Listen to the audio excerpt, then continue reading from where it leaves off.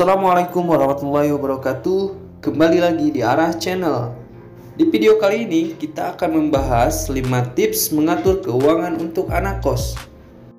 Namun sebelum lanjut ke videonya, sudi kiranya kalian untuk tekan tombol subscribe dan bunyikan loncengnya guys, supaya kalian tidak ketinggalan berita-berita yang akan dibagikan di channel ini.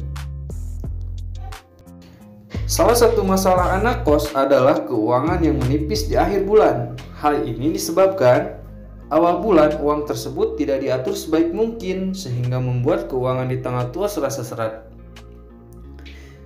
Sebagai anak rantau yang hidup sendiri dan mengatur apa-apa sendirian, anak kos harus pintar-pintar mengatur keuangan agar cukup atau bahkan lebih, sehingga dapat dijadikan tabungan.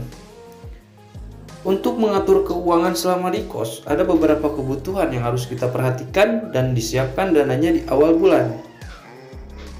Untuk lanjut ke videonya dan pembahasannya, simak terus videonya sampai akhir. Yang pertama, sisihkan uang untuk ditabung dan disedekahkan.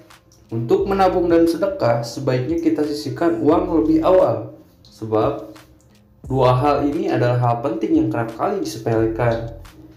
Jika tidak menyisihkan uang lebih awal, maka kemungkinan besar uang itu akan habis untuk kebutuhan lain tanpa sempat menabung dan bersedekah. Kedua, sisihkan uang untuk kebutuhan yang mendadak. Kebutuhan yang datang tanpa kita ketahui sebelumnya seringkali terjadi. Untuk menyiasati agar kita siap dalam kondisi tersebut, maka setiap bulan usahakan untuk menyisihkan dana darurat. Jika dana tersebut tidak terpakai, maka bisa dialokasikan untuk dana tabungan atau kebutuhan lain.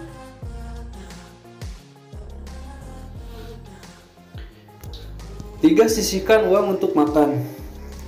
Kebutuhan penting selanjutnya adalah makan. Sisihkan dana untuk biaya makan sehari-hari sampai akhir bulan. Tentukan besarannya per hari, usahakan cukup sampai akhir bulan ya. 4. Sisihkan uang untuk tugas. Tugas adalah salah satu kebutuhan penting yang harus diperhatikan, sebab terkadang secara tidak sadar, tugas ini memakan dana yang lumayan banyak, malah seringkali memakai dana untuk kebutuhan lain. Oleh karena itu, lebih baik jika kita menyisihkan dana sendiri untuk tugas. 5. Dana transport dan jajan.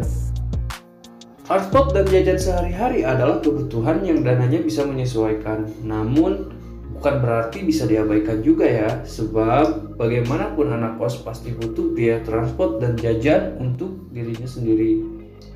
Nah, mungkin itu 5 kebutuhan yang perlu diperhatikan agar keuangan anak kos tidak seret di akhir bulan. Untuk besarannya sendiri, silahkan tentukan sendiri sesuai dengan budget atau dana yang kalian terima ya.